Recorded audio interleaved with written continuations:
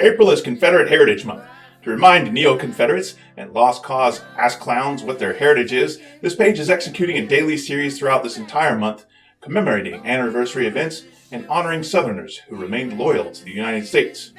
If you're just coming across this post, make sure to follow the page, as we'll be upsetting neo-Confederates and Lost Cause bigots all month long.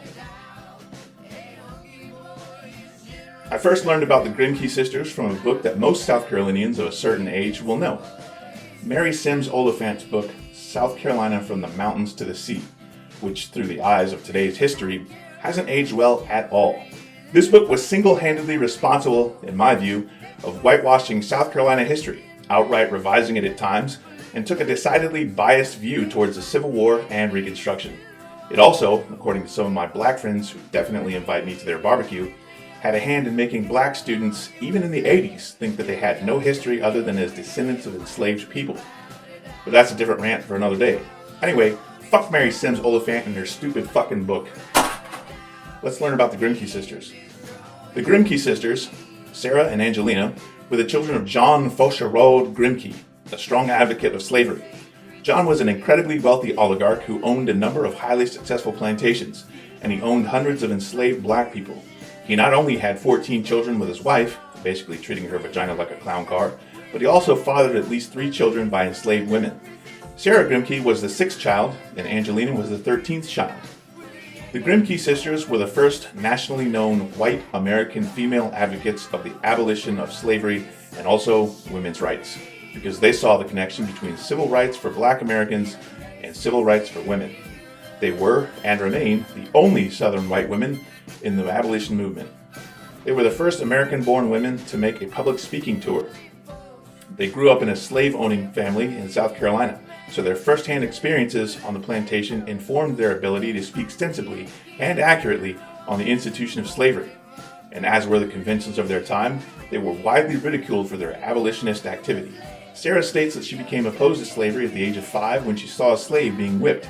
She tried to run away, getting as far as the gangplank of a steamboat, where she asked if it could take her to a place where there was no slavery. Later, in violation of the law, she taught her personal slave to read. Sarah, and later her sister, became Quakers, which helped them become notable figures in the abolition movement. The sisters discovered that their late brother, Henry W. Grimké, had had 3 mixed-race sons whose mother was one of his slaves. They helped the boys get education in the North. Archibald and Francis J. Grimké stayed in the North, Francis becoming a famous Presbyterian minister and Archibald becoming a lawyer and diplomat, but their younger brother John returned to the South and had little contact with his family for the rest of his life, ultimately moving north and dying in New York City in 1915. A quick note on Henry.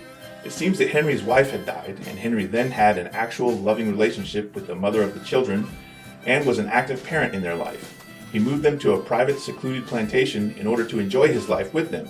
South Carolina had passed a law in 1841 that forbid the freeing of slaves, so Henry was unable to emancipate them.